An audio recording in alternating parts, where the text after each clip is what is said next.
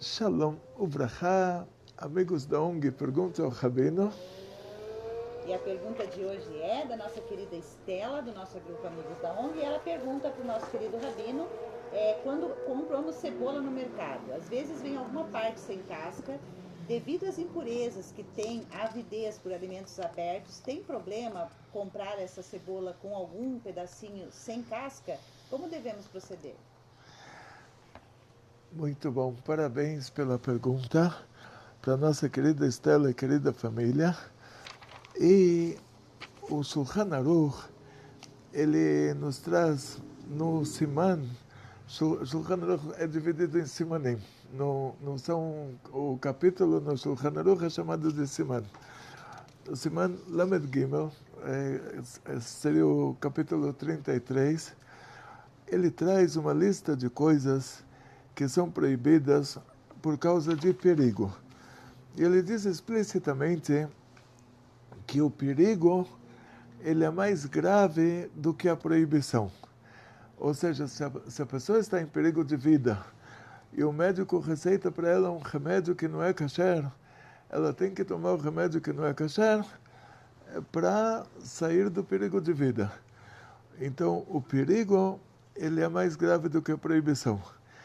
E tem coisas que a Gemara traz sobre coisas altamente perigosas que por muitos anos pensaram que isso não é uma coisa importante. Então, antigamente as moedas elas eram de metal e a moeda mais valiosa era a moeda de ouro. E para você verificar se a moeda não é falsificada, você tinha que colocar ela na boca. Você sentia assim, se ela é mais dura ou mais mole, não precisava dar aquela mordida de fazer uma marca, porque você já sentia se é um metal mais duro ou um metal mais mole. Mas para sentir, teria que colocar dentro da boca. A Gemara nos conta que Deus me livre, não coloca moeda na boca. É melhor você ser roubado, você pegar uma moeda falsa, do que colocar moeda na boca, porque o suor transmite as doenças. Deram risada disso 2 manos, falaram que superstição. Até que chegou o Pasteur e descobriu o microscópio, as bactérias, e ele fez uma declaração que é hoje a base da ciência, que as doenças são repassadas por meio do suor.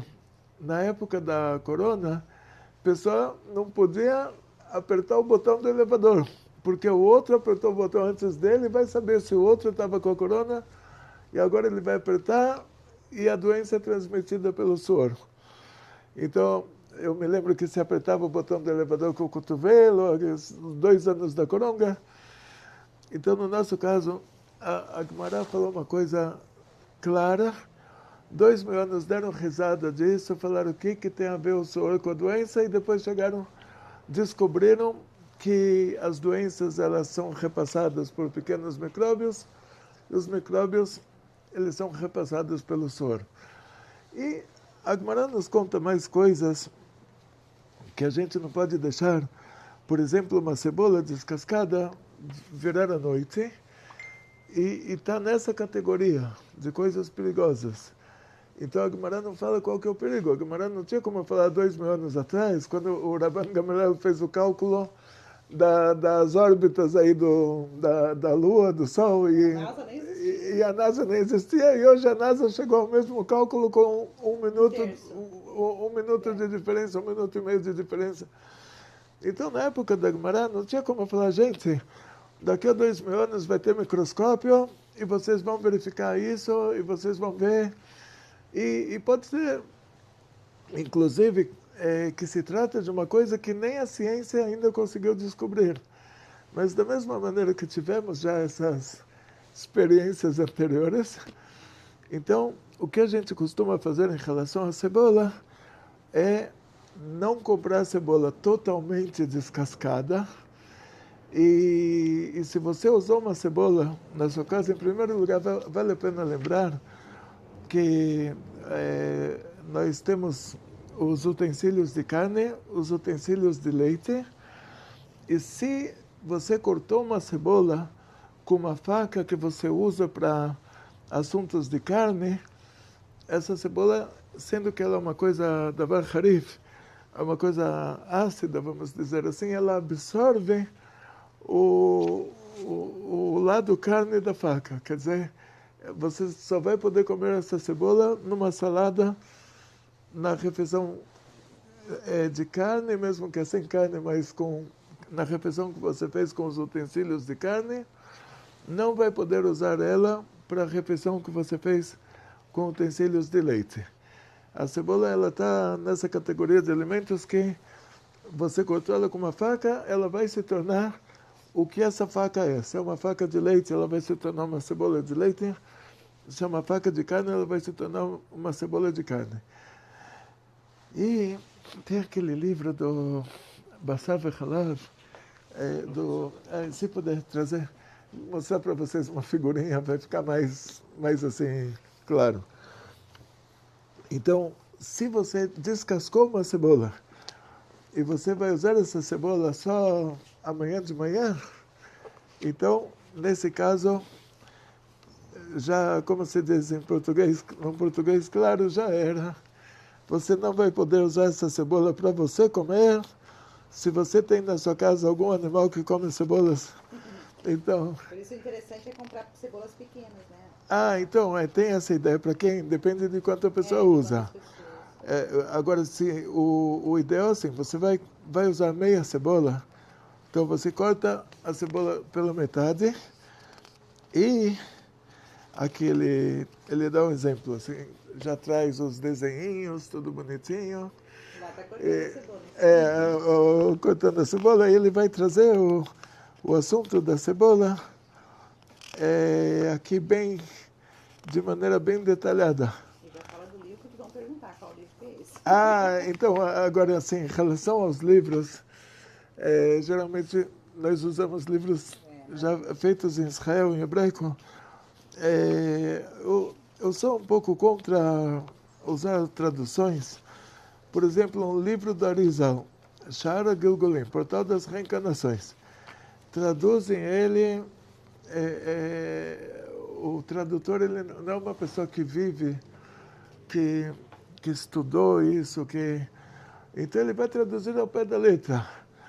Por exemplo, está escrito na Torá que Hashem falou para o Adão, quando ele fez o Het Sadat, Hashem criou o ser humano, criou o Adão, depois fez do Adão a Eva e falou para eles, agora vocês têm um trabalho, vocês fazem esse trabalho e vocês vão ganhar um paraíso aqui, esse mundo vai se tornar o alto paraíso, mais alto paraíso do que o alto paraíso. E qual era esse trabalho? Hashem falou para ele, olha, você pode comer a fruta de qualquer árvore, uma fruta você não vai poder comer, que se você come ela, você vai trazer a morte para o mundo. Quer dizer, o mundo vai se tornar perecível. E era a fruta do Etzadat. Uma mitzvah só que Hashem deu para o Adam Arishon. Então, o coitado, ele fez aquela ação de comer aquela fruta que não podia, o mundo se tornou perecível. Hashem falou para ele, agora, com o suor da sua face, você vai comer o pão. Então, antes o trabalho dele não era esse, não ia ser um trabalho físico. Mas quando Hashem falou para ele, com o suor da sua face, você vai comer o pão, vai lá o tradutor, vai traduzir, ele vai traduzir, ele vai falar, olha, é proibido comer pão sem você esfregar ele no suor da sua face. Porque é isso que está escrito. Você só vai poder comer pão com o suor da sua face. Mas a intenção lá, como deveria traduzir? Com o esforço do seu trabalho. E a Torá usa o suor da sua face como expressão. Não quer dizer que a pessoa... Assim como ela fala do braço de Deus. Então, um caso que eu tive no Heider, me aconteceu uma coisa assim muito linda. Eu fui professor de crianças lá em Israel, crianças de Heider, na escola judaica religiosa. Antes da criança chegar na Yeshiva, ele passa pelo Heider até os 12 anos. Com 13 anos ele entra na Yeshiva. E ensinei uma passagem sobre a saída do Egito, que lá está escrito que Hashem tirou o povo de Israel do Egito com braço estendido, mão forte, Yad Hazaká, mão forte, Uzran Netuyah, e braço estendido. Aí depois os pais chegam e falam para mim, olha, meu filho chegou em casa, ele contou a história tão linda que você contou para ele na escola. Ele falou assim que o povo de Israel estava no Egito, estava sofrendo, os egípcios estavam dando chicotadas neles, e de repente aparece uma mão forte, enorme assim, corre atrás deles, todos saem correndo como insetos assim, como... E você pensa que eles conseguiram fugir? Não, chegou um braço estendido também enorme, empurrou eles de volta para a mão forte. Aí a mão forte deu um tapa neles e o braço estendido empurrou eles de volta. Aí a mão forte deu mais um tapa, o braço estendido empurrou eles de volta. Aí eu falei, meu Deusinho querido, como... Aí no outro dia eu expliquei para as crianças, eu falei, olha, isso que a Torá fala mão forte é para te dizer que olha a intensidade dessas 10 pragas que a Hashem deu para eles. E braço estendido também. Quer dizer, são expressões da Torá. Não é que tinha lá uma mão forte que desceu lá do céu com 10 quilômetros de largura e um braço estendido com 50 quilômetros de largura. Não tinha nem mão forte nem braço estendido, mas era a intensidade, isso aqui, era a intensidade da coisa. Então agradeço a nossa diretora Morarífica e o seu marido, o Iléo, que encontrou aqui o caso da cebola. Então, quando você corta a cebola com uma faca de carne, faca usada para o lado de carne ou a faca usada para o lado de leite, você tem que levar em conta que 2 centímetros de cada lado, do lado que você cortou, eles vão se tornar agora o mesmo assunto que a faca. Então, se a faca era de leite, você cortou uma cebola, 2 centímetros de cada lado do corte vão se tornar tipo uma cebola de leite. Então, se você quiser usar essa cebola para carne, aí você conta depois de 2 centímetros, vai ter que cortar com uma faca que não é usada nem para leite nem para carne, senão vai dar curto-circuito. E aí você corta 2 centímetros e o resto você pode usar para outra coisa. Agora, voltando para o nosso assunto, traduziram o Portal das Reencarnações, traduziram livros de Kabbalah. Para fazer a tradução, a pessoa própria precisa ter estudado isso. Não só pegar um livro numa língua e ele sabe falar essa língua e ele traduz. Senão vai ficar como um negócio com o suor da sua face você vai comer o pão, o tradutor vai escrever lá, olha, você tem que dar a volta no quarteirão 2 vezes até você começar a suar, aí você esfrega o pãozinho na testa e aí você vai poder comer. Quer dizer, não foi esse castigo que o homem recebeu, que só ia poder comer pão com suor.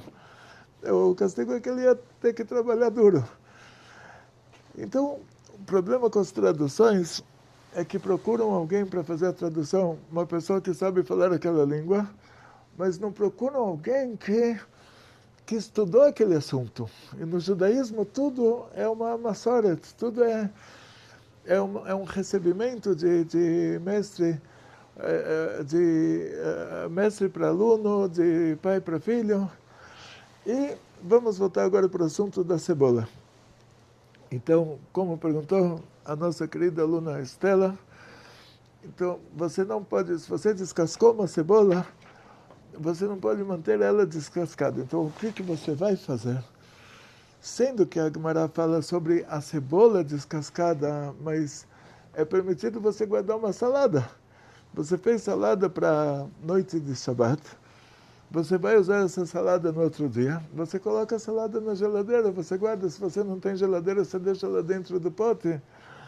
E então você vai, se você descascou a cebola inteira, e agora te sobrou uma cebola inteira descascada, você vai transformar ela em uma salada. O que você vai fazer? Colocar nela um pouquinho de sal, colocar nela um pouquinho de óleo. Aí ela está inteira lá descascada, mas ela virou uma salada. colocar num pote, um pouquinho de sal em cima dela, um pouquinho de óleo em cima dela, aí ela já pode vir à noite, que ela já é uma salada. Qual a diferença? Mais futuramente vão descobrir. Da mesma maneira que a gente não sabe o assunto das moedas, 2000 anos ninguém conseguiu descobrir qual é a ligação entre o suor e a doença. Depois descobriram que a ligação é 100%. E não misturar também a carne do peixe com a carne de...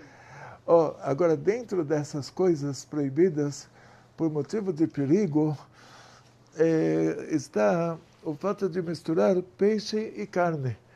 O peixe, por si só, ele é parve. Parve quer dizer, ele não é nem carne nem leite. Mas você não pode cozinhar um peixe numa panela junto com a carne. Você pode cozinhar ele, se você cozinhar um frango numa panela, depois você lava a panela e cozinha o peixe. Ou você cozinha o peixe, você lava a panela e cozinha a carne. Mas não pode nem cozinhar os dois juntos, nem colocar no forno os dois juntos, o peixe e a carne. Pode usar o mesmo forno. Você pode usar o mesmo forno, mas não juntos. E quando você vai comer, então no Shabat a gente costuma, primeiro prato, a gente costuma comer o peixe. Por quê? O peixe, a palavra peixe em hebraico é dag. Dag, a letra Dalet, a letra Gimel. Letra Dalet, o valor dela é 4, letra Gimel, o valor dela é 3. Quanto dá junto? 7. O Shabat é o sétimo dia. E a palavra peixe em hebraico é 7. Então a gente come o peixe em primeiro lugar. Depois depois tem que ter um intervalo entre o peixe e a carne. Nesse intervalo, ou você lava a boca, que isso não é... A gente não precisa ir lavar a boca num caso desses, mas você tem que tomar um lechaim, beber alguma coisa, comer um pãozinho, uma halá, antes de comer a carne. Se você só tem o peixe e a carne, aí você tem que levantar, lavar a boca e voltar. E os talheres? E aí você não pode usar o mesmo prato que você comeu o peixe, a não ser que você vá, lave ele e volta. Se você só tem um prato, um garfo e uma faca, comeu o peixe nesse prato, com esse garfo e essa faca, vai ter que usar esse mesmo prato, essa mesma faca, esse mesmo garfo para comer a carne. Então você vai e lava o prato, lava o garfo, lava a faca, pode colocar a carne. Passar um guardanapo não... Então, o guardanapo, assim, imagina, quando a gente fala sobre passar um guardanapo, vai ter alguém que vai passar o guardanapo, vai fazer uma transgressão de Shabbat de espremer, que é uma transgressão maior. A gente pode colocar o guardanapo em cima do líquido, mas a gente não pode espremer. Passar guardanapo no prato no Shabbat é considerado espremer. Então isso a gente não pode fazer. Mas vamos dizer que não é no Shabbat. Se não é no Shabbat, não tem problema. Se no meio da semana você passa o guardanapo, mas você imagina, seja honesto em relação, passa o guardanapo, mas veja que realmente não sobraram vestígios. Porque já teve essas perguntas também para mim. Tipo, Sim. Teve até um que falou, eu acho interessante falar para a gente saber, certo, né, certo, sim. diferença. Teve um que falou para mim assim, mas só colocar o garfo na boca. Tipo, eu tomei uma água, né? Eu comi o peixe, aí eu vou comer a carne. Passei o guardanapo no meu prato, limpei ele bem, se não tem nada líquido, lógico. Aí eu passei, às vezes é comida mais que não é tão líquida. Passo o guardanapo, limpei meu prato e depois eu pego aquele garfo e passo na boca. Isso vale? Eu fiquei meio assim. Passar na boca, passar o guardanapo na boca. Eu acho uma coisa sem educação você lamber a colher na frente dos outros, mas... Não, mas aqui não vamos entrar em assuntos de educação. Assuntos de educação, quando a Torá proíbe alguma coisa que possa fazer com que outras pessoas fiquem com nojo, vai ter a categoria dela. Essa categoria de perigo é Hamira Sakanta Missura, quer dizer que o perigo ele é mais grave do que a proibição. Então, se a Torá proibiu você fazer uma coisa para outra pessoa não ficar com nojo, o perigo é mais grave do que isso. Quer dizer, se tiver um perigo de vida, eu precisar cuspir na cara de alguém e para tirar, não sei, o veneno da cobra que está espalhado na cara dele. Quer dizer assim, o perigo é a coisa mais grave do que a falta de educação, mais grave do que comer uma coisa que não é kasher. E quando a gente fala sobre perigo, e a Gemara fala, olha, você não pode comer peixe com carne, então depois que você comer o peixe, você deve ou lavar a boca, ir para a torneira e lavar a boca bem lavada, ou se você bebeu alguma coisa e comeu o pão, comeu a salada, entre a carne, entre o peixe e a carne, é considerado que você lavou a boca. Colocar garfo dentro da boca não é considerado que você lavou a boca. Passar guardanapo no prato serve para o prato. Você já vai poder usar esse prato para outra coisa. Mas você quer limpar o garfo para usar do peixe para carne, vai ter que passar o guardanapo no garfo também. Limpar com a boca, aí você sujou a boca. Não é que você limpou o garfo, você não limpou o garfo, você sujou a boca. Agora você vai ter que limpar a boca de novo e também o garfo. Então não faça isso. Quer dizer, se você está acampando e você foi fazer um piquenique na praia, você levou um prato, um garfo, uma faca, e você tem uma lata de sardinha e você tem frios. E no começo vocês usaram esse prato para lata de sardinha. Aí você abriu a lata de sardinha, colocou as sardinhas no prato. Agora você vai querer usar esse mesmo prato para os frios? Então, pode passar o guardanapo. No meio da semana não tem problema. Pode limpar o garfo com o guardanapo. No meio da semana não tem problema. E depois colocar os frios no prato. Agora, sua boca você vai ter que ou beber alguma coisa, comer alguma coisa, ou lavar a boca. Certo.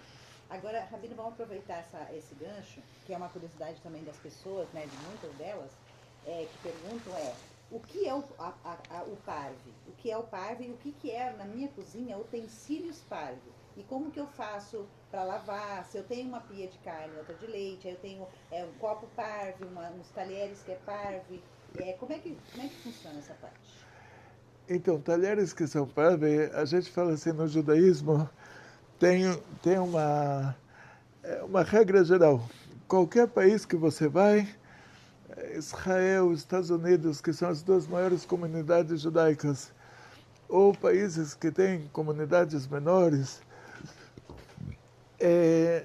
qualquer país que você for, e olha que nisso eu tenho muita experiência, já fui para muitos lugares, vou para o Congresso Rabínico todo ano para os Estados Unidos, sempre a gente tem que se hospedar na casa de alguém, passar o Shabat na casa de alguém. E tanto Israel quanto Estados Unidos, eu nunca vi até hoje, estou com 64 anos, nunca vi em lugar nenhum que tinha lado de carne, lado de leite e lado parve. Então, Deus me livre, assim, quando alguém me fala isso, que olha, eu vou fazer na minha casa utensílios de carne, utensílios de leite, e uma terceira pia com um terceiro...